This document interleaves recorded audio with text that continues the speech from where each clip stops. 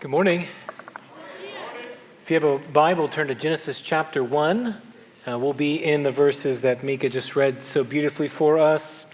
As you're turning there, happy, 4th of July weekend.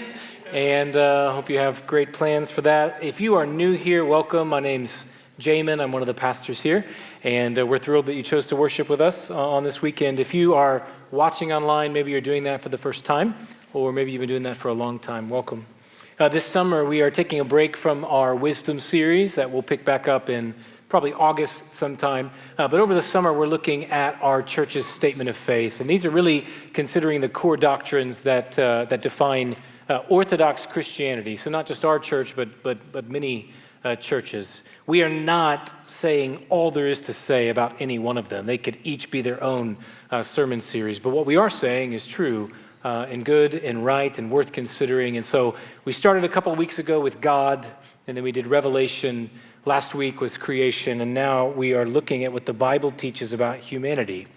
So it's incredibly relevant. I think every Sunday is relevant, but it's especially relevant because we're talking about humanity, and you are a human, and you spend a lot of your life around other humans. You spend all of your life as a human, and so this morning we're talking about us. We're talking about you and me, and what it means to be a human, and how God intended humans to function, and what it looks like to be conformed into the image of Jesus, who's the most true human who's ever lived. I want to set us up in a particular way, though, as we walk through this. Our family went to Broken Bow a few months ago. Broken Bow is in eastern Oklahoma, and we had some friends that have gone a few times and really love it, and they came back and they said, hey, it's incredible. It's just like Colorado. You have to go. So we went, and it's not. It's great. It's not just like Colorado. It's just better than what you think of when you think of Oklahoma. And so, but it was beautiful. That's not a shot. It's just, we had a great time. We really did. We had a ton of fun.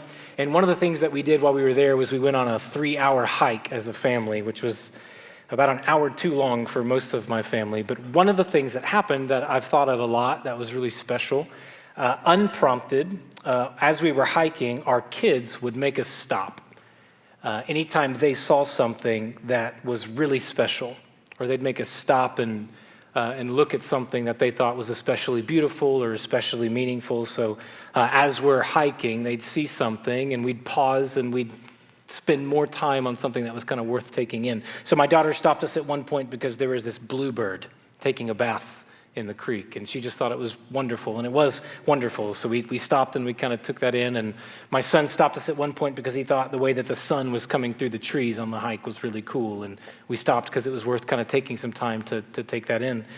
We stopped a ton just because it was quiet. There's a few times we stopped and just let it be quiet because a lot of our life is not quiet, and so it was really special to be in the quiet.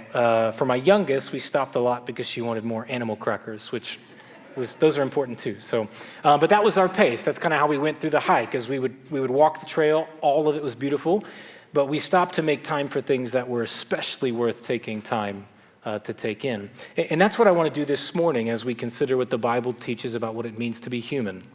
As we go to several places in the Bible and we consider the image of God, really. If you have any experience with the Bible at all, if you have any history knowing what the Bible teaches about people, you know that the unique feature of what the Bible teaches is that humans are made in God's image. And so that's what we'll spend all of our time considering. But I want to, as we consider that, especially stop around the parts that maybe just for the moment that we're in right now are just worth taking time to take in, so that we don't miss the beauty, we don't miss what the Bible uniquely says is special about what it means to be human and what it means to be made in the image of God, and the unique opportunity we have as followers of Jesus to be most truly human as we follow him. And I'm aware of how broken we are as humans. I'm aware that we're sinful.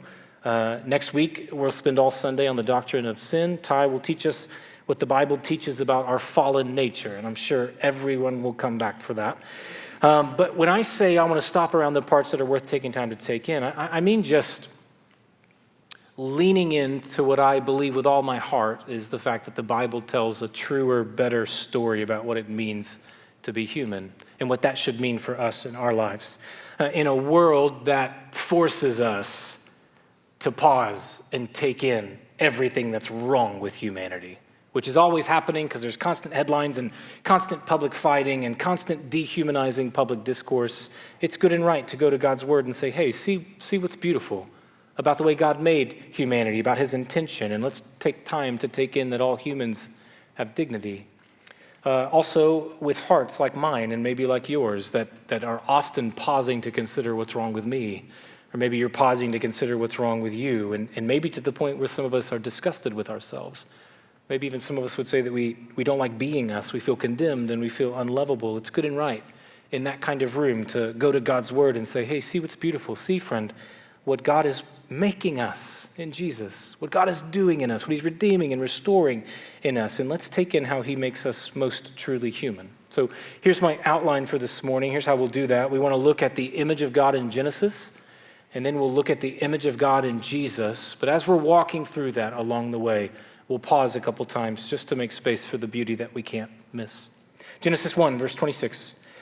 Then God said, let us make man in our image after our likeness, and let them have dominion over the fish of the sea, and over the birds of the heavens, and over the livestock, and over all the earth, and over every creeping thing that creeps on the earth. Verse 27, it's a poem, actually. It's the first poem in the Bible. It sounds more poetic in Hebrew, but it's a poem still. So God created man in his own image. In the image of God, he created him. Male and female, he created them.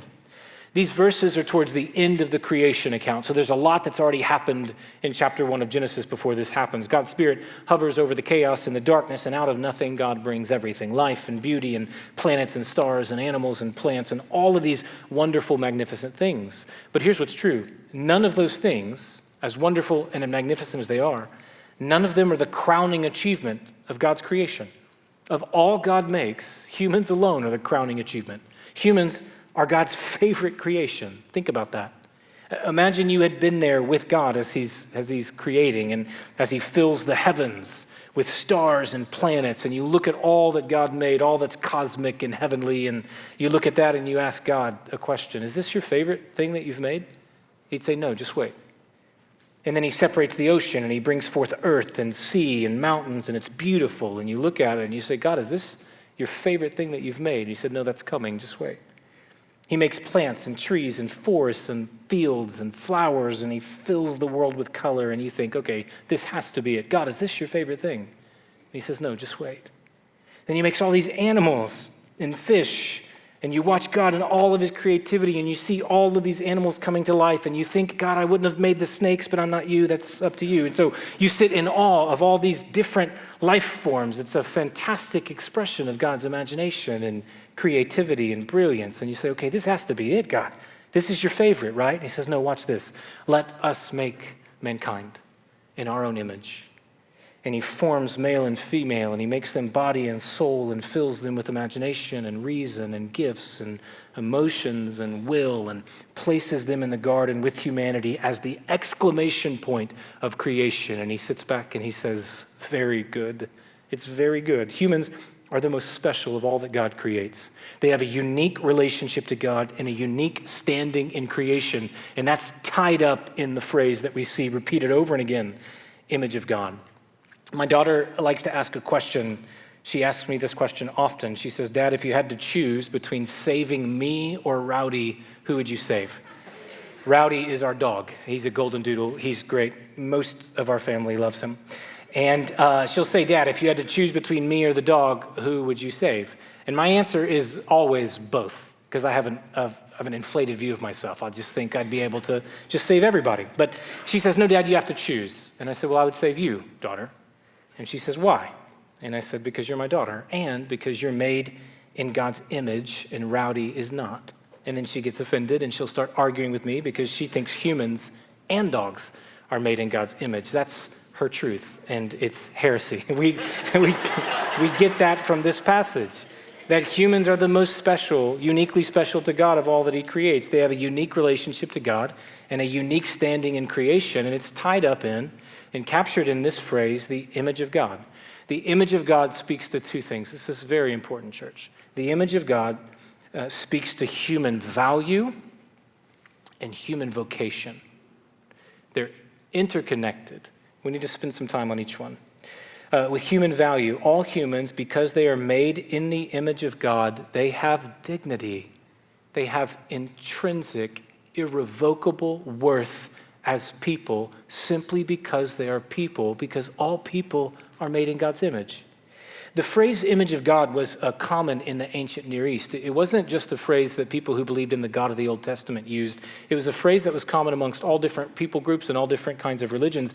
And we can understand the significance of what it means when we see it in the Bible by understanding what it meant to other cultures. Like if you had walked up to somebody who was a part of a different people group, maybe they worshiped the sun god and they were like a neighboring culture to the Israelites. And if you were to ask them, hey, do you believe in the image of God? And they would say, yes. And you say, okay, can you take me to the image of God? Can you show me the image of God? They would have taken you to one of two places. They would have taken you to an idol, to a statue of some god, the sun god or something like that, or they would have taken you to the king, whoever ruled over the country.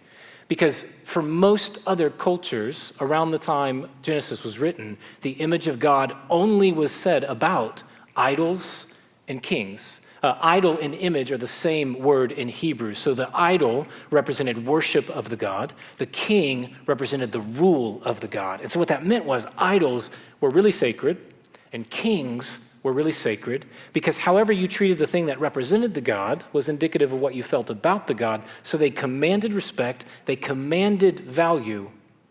What about everybody else? Well, everybody else was less than. It created a value disparity where idols and kings were sacred and valuable, and everyone else was less than. Everyone else in some way was dispensable.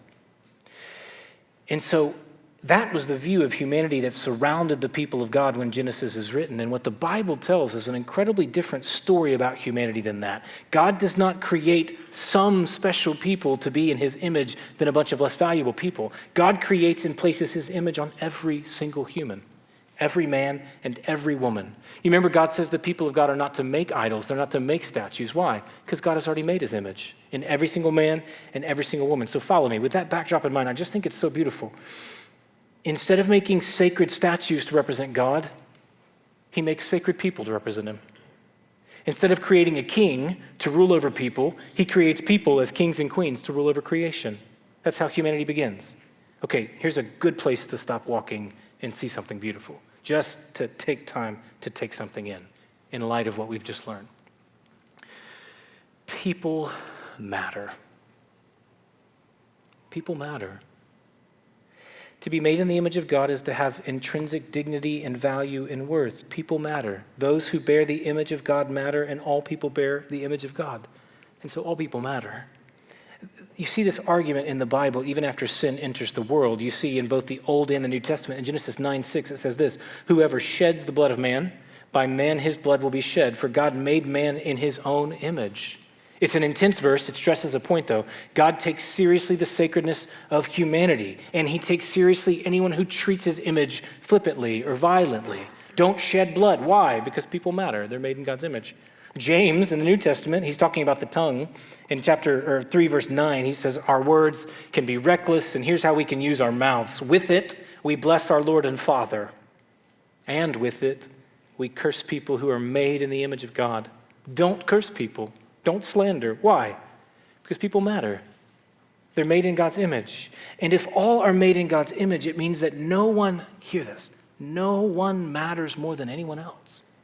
No one has earned image-bearing dignity in a way that makes them more valuable than anyone. It's given. There's a grace-first pattern, not just in salvation. We're obviously saved by grace alone through faith alone, but there's a grace-first pattern even in creation.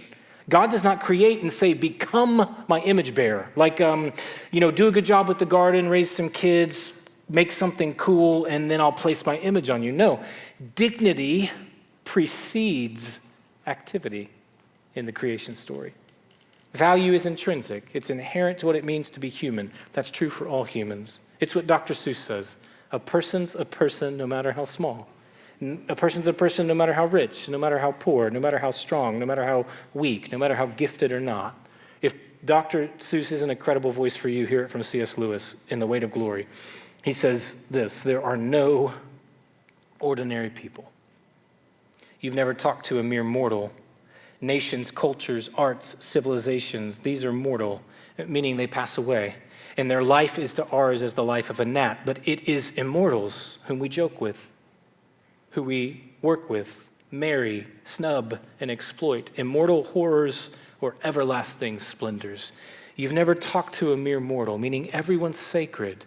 You've never been around a mere mortal in a grocery store. You don't work with mere mortals. You're not married to a mere mortal. You're not raising mere mortals. Everyone has value and intrinsic dignity made in the image of God. And we need so desperately to hold on and to stand on this truth. The climate around us says this: you have dignity and value if you are human and. And then you fill in the blank, I fill in the blank with something that means you're like me. And so you matter if you are human and useful, human and productive, human and you can help me achieve my goals, human and Democrat, human and Republican, human and rich, human and famous, human and you've never offended me, human and you look like me, you're white like me, you're black like me, you're Asian like me, human and you are moral like me, you're human and you're religious like me, human and you affirm me. And if you are not human, and whatever I find valuable, then you mean less. And the more differences I see between me and you, the more love I withhold from you, because when I look at you, I can't find my image.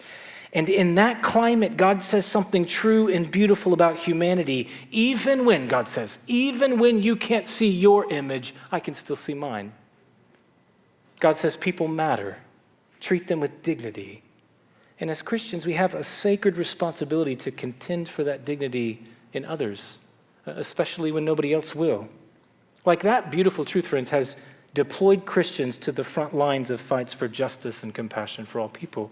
The whole idea of civil rights and equality has its ideological home in the Judeo-Christian belief that people are made in God's image and people matter. That's why Christians righteously and courageously fight for there to be no discrepancies or injustice based on skin color. It's why Christians are in the fight for a whole life ethic that defends and contends for dignity for people, especially those who are vulnerable. The last few days, I've had a few kinds of conversations with people in our church about the Supreme Court decision to overturn Roe. And some of those conversations are predominantly gratitude for good, gratitude for just laws. Babies in wombs bear the image of God. They're people worth protecting. Others of those conversations are around concern for women, a sober concern over the needs that will come and an eagerness to show care and compassion to women who are pregnant and lost, or pregnant and hopeless, or pregnant and are just looking for someone to choose them, to help them. And you know what both responses are? The response of gratitude for life protected and the sober concern for life that's vulnerable. You know what those responses are? They're image of God responses. Both of them are reaching. And what we are told, or maybe what we feel like forced to do in the climate around us, is that we have to pit vulnerable people against vulnerable people and choose which one matters more. We don't have to do that. We can stand on the truth that all people are made in God's image and ask for wisdom as we step into waters that are incredibly complex and complicated. But what we're standing on is a Genesis old truth that every single person has dignity and value simply because they're a person. You know what else that means? And maybe you need to hear this more than any of that. It means you matter. You matter, my friend. You're made in God's image. And the lie that it would be really easy to believe in your heart right now is that you have to prove your worth by doing something spectacular. You have to prove your worth by stop doing something that you're ashamed of or embarrassed of. Dignity precedes activity. When God sees you, he sees his image. You have God-given worth simply because you're human, made in the image of God. Made in the image of God means humans have dignity. Look at verse 28. It also means something else very important. And God blessed them, and God said to them, be fruitful and multiply and fill the earth and subdue it, and have dominion over the fish of the sea and over the birds of the heavens and over every living thing that moves on the earth. There's a handful of words that are repeated in these verses. We hear them in 26. We hear them again in 28. Words like have dominion. God blesses them in 28, commissions them to be fruitful, to subdue, to take dominion. Chapter 2, verse 15 repeats a similar idea. The Lord God took the man and put him in the Garden of Eden to work it and to keep it. Being made in the image of God does not just describe human value, it also describes human vocation, human function, like what we are put on this earth to do. Now, the words that we hear are not words that we use, right? Like subdue or take dominion. Those aren't part of our normal conversation. Like if you ask someone today, hey, what are your plans later? And they say, oh, I'm going to go take dominion. You'd think, oh, you should probably take a nap instead, right? It's like, it's weird. It sounds controlling. But these words describe the very heart of what it means to be human, what humans were created for. The human vocation is God-given representative responsibility. Let me explain that. God takes Adam and Eve and he places them in a garden to steward the garden, to steward creation in a way that represents God. The Lord took the man, put him in the Garden of Eden to work it and to keep it. And that matters for what it means to be human. It matters that the story starts that way. Like God does not create humans, and the story doesn't say that he makes them as conquering warriors. Here's something. He does not create Adam and Eve and then place them in a city filled with people to conquer. He creates them and he places them in a garden filled with potential to cultivate. Humans have strength and creativity and imagination, all in the likeness of God. And God places them in a garden and says, you're responsible for this. Use your strength, use your creativity, use your imagination, and bring more and more life out of this place. And when you bring more and more life out of this place, when you have children, when you raise crops, when you make music, what you're doing is you are representing me. My creativity and my character is reflected in your work when you do that. So create and cultivate. That's your responsibility. There's a theology professor named Craig Bartholomew. With a last name like that, he had to become a theology professor. And he explains verse 28 in this way in one of his books. He says, we are God's royal stewards, put here to develop, I love this, put here to develop the hidden potentials in God's creation so that the whole of it may celebrate his glory. In studying this, I thought of something that my dad used to say as I was growing up as a kid, bless you. It's not original to him, but I first heard it from him. And the phrase is this, leave it better than you found it. Anyone have a dad that said something like that? Are any of you a dad who says something like that? You thought you never would be? Okay. If we were guests somewhere, we would clean up before we left. Dad, why do we have to clean up? We want to leave it better than we found it.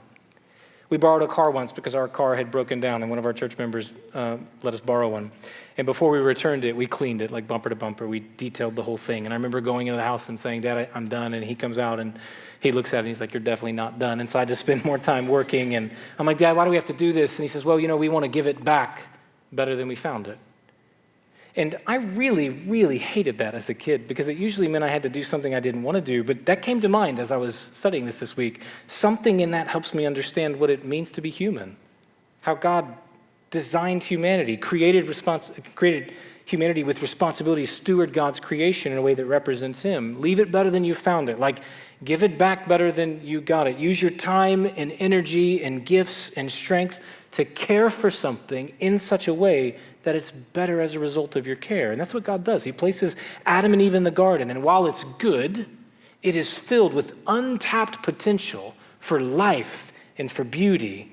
And God sets them there and says, in a way, leave it better than you found it. Cultivate the potential. And in doing that, they represent God. They represent him as creator. That's what having children is. That's what growing plants is. That's what making food is. That's what making art is. It's joining God in an act of co-creating, creating like God because he's placed creativity in us. Also, they represent God's character. God makes the world, and does he make a good world or a bad world? He makes a good world. And he makes a good world because he's a good God.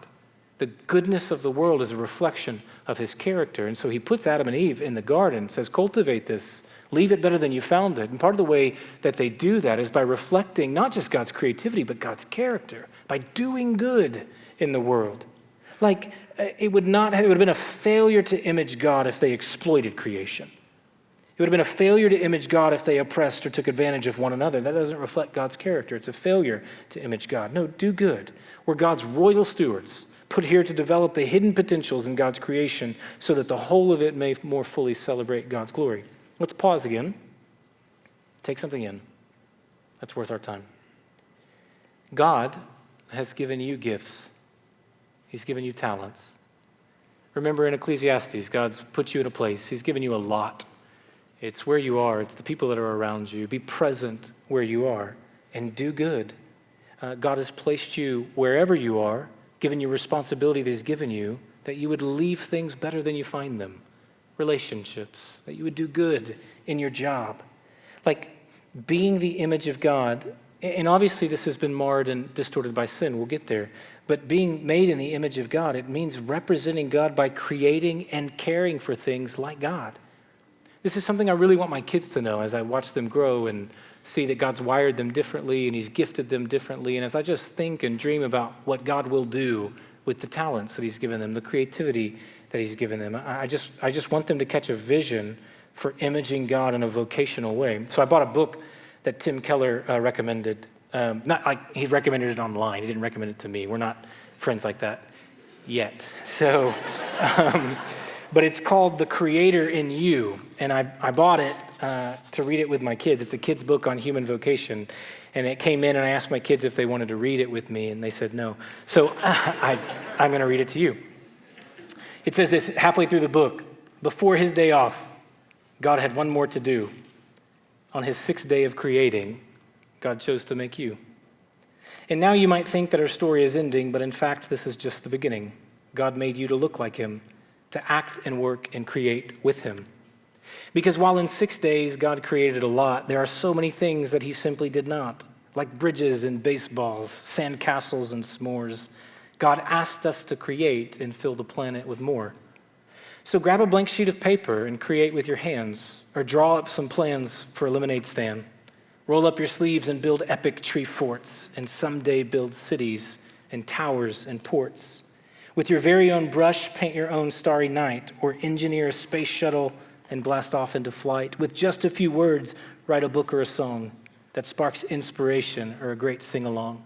Create new businesses, movies, medicine, and hope. Make laws or computers or a new telescope. Because when you work or you make something new, you are doing what God has made you to do. You are showing the world what your Father is like, a God who creates to bring people delight.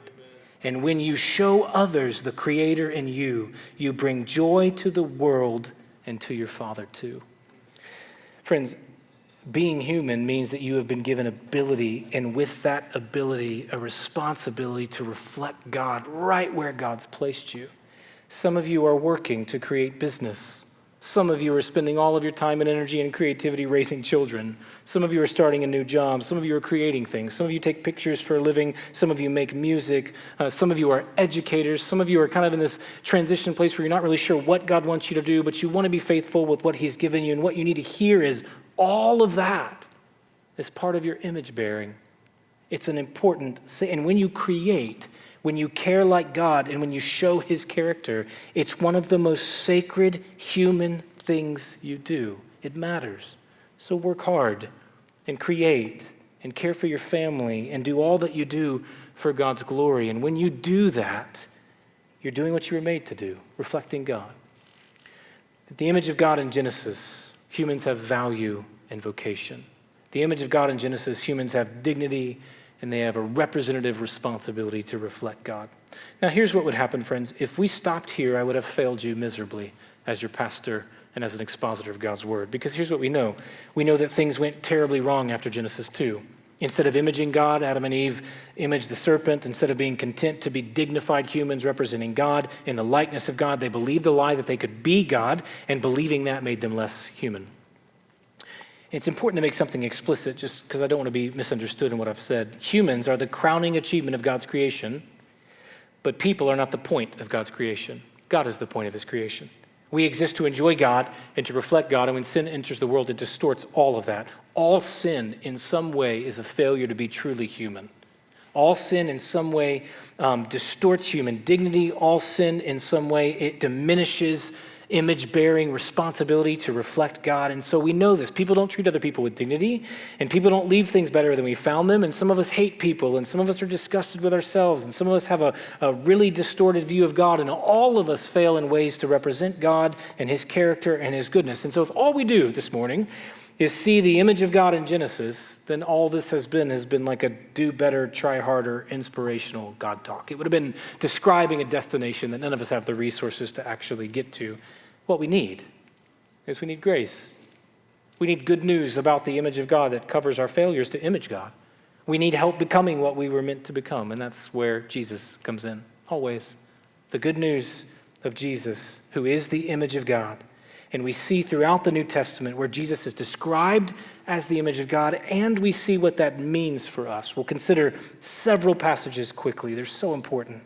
Colossians 1:15, he's the image of the invisible God, talking about Jesus.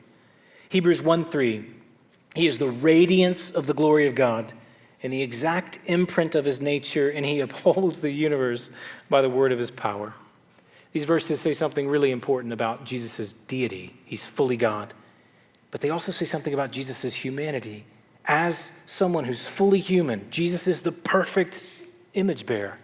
Jesus is the most truly human person to ever live because he perfectly images God in the way that all humans were meant to, but all humans have failed to. If you just think about his life, the dignity that he walks in and confers on others. He's not partial. There's no ordinary people. He welcomes children. He stops to find a woman who pulls his coat in a crowd because he wants to honor her faith and see her and hear her. He leaves people and places and the world better than he found them. He perfectly represents God. He's the image of God and as the most true human. And here's the good news. As the perfect human, look right at me, friends. Jesus makes a way for your humanity to be restored. Yours. Philippians 2:8 says, being found in human form, he humbled himself by becoming obedient to the point of death, even death on a cross. Isaiah 52 says about him, his appearance was so disfigured that he did not look like a man, and his form did not resemble a human being. He's obedient to the point of death, even death on a cross, one of the most dehumanizing ways to die. He did not even look human. He didn't look like a person, Isaiah says. On the cross, Jesus, as the complete image bearer, is broken. On the cross, Jesus, as the most true human, is dehumanized. Why? 2 Corinthians 3:18, and we all, with unveiled face, beholding the glory of the Lord, are being transformed into the same image from one degree of glory to another. Romans 8:29, for those he foreknew, he predestined to be conformed to the image of his Son, so that he would be the firstborn among many brothers and sisters. Colossians 3:9 and 10, seeing that you have put off the old self with its practices and have put on the new self, which is being renewed in knowledge after the image of its creator. Did you hear it? Transformed into the image, conformed into the image of the Son, renewed in knowledge after God's image. Jesus, as the complete image bearer, is broken so that broken images like me and you could be made whole. Jesus, the most true human, is dehumanized so that we could be more truly human in him. That's what the image of God in Jesus tells us about what it means to be a human. He's not just the picture of the perfect human that we could never be, but salvation in him, in submitting to him, and relationship with him is the way we become who we were always meant to be. The way God puts our image bearing back together makes us whole. The way God restores our humanity. We'll pause one last time just to take this in. It's really beautiful. It's worth taking time to take in. If it's true that we're made in God's image, it means that you as a human, by nature, reflect. All of us. No one's original. Everyone's reflecting something. We're made that way. And I think most people want to be better humans. That's why this self-help section in bookstores are always full. That's why New Year's resolutions are a thing. That's why some of the most downloaded podcasts right now are about bettering yourself. Most people want to be better humans. Most people want to improve and be better than who they are. I'm sure there's some sort of desire like that in you, which is why you're here. But here's what we often do. We are images, and we can't help but reflect. And so the way we try to change is by being a reflection of who we wish we were. So we conceive of an image of ourselves, a version of us that is better than the one that actually exists, godlier, healthier, patient, funnier, more attractive, more friends, better marriage. And then we try to be in the present some reflection of who we hope we are in the future. And so we're imaging an image of us that doesn't exist. And here's the problem. It doesn't actually change anybody. It doesn't bring wholeness. When we image a future image of us, it only brings shame and guilt and hiding and comparison to others. It doesn't make us more human. It makes us more insecure and more afraid because we try to image an image that doesn't exist. And that image that we try to reflect can't offer grace or patience or honesty or love. It can only over and again hold up to you what you're not. Here's the beauty, Christian. When we set our eyes on Jesus, when the image we try to image is the image of the invisible God, the one who was broken for us that we might be put back together, the one who is dehumanized so that we could be truly human, the one who brings the future into the present with his resurrection, the one who chose us that we might conform to his image, that he might be the firstborn among many sisters and brothers. You know what we have? An image that can actually change us because Jesus already loves us. You cannot have a relationship with who you wish you were, but you can have a relationship, and you do have a relationship with Jesus. And in Jesus, you have the double dignity, not just the dignity of being human, but the dignity of being loved and forgiven. Not just part of creation, but part of new creation. He covers all of our failures to be human in the way that we were meant to be, and then he invites us to image him, to become like him, not to become who we wish we were, better than that, to be changed by Jesus, the perfect image of God who loves us just as we are. And it's from that love that we actually are made whole, by reflecting him. What we most need as humans is Jesus. And what it means to be most human is to become like Jesus. It's all about him. It's all through him. Christian, you are loved. You both bear the image of God and you are hidden in the perfect image of God, Jesus the Christ. Live out of that love. Reflect your Savior. It is the most human thing you can do. God, we love you. We thank you for your mercy. We thank you for your grace. Oh, so much left unsaid, God. So much that could have been said clearer, God. So would you, Holy Spirit, be gracious to apply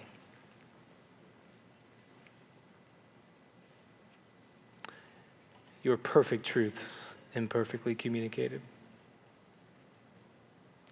Lord, the one who is just front of mind, at least in my pastor's heart now, is the one in the room who is looking and searching and just can't find their worth anywhere, God. Disgusted with themselves, feeling condemned, God.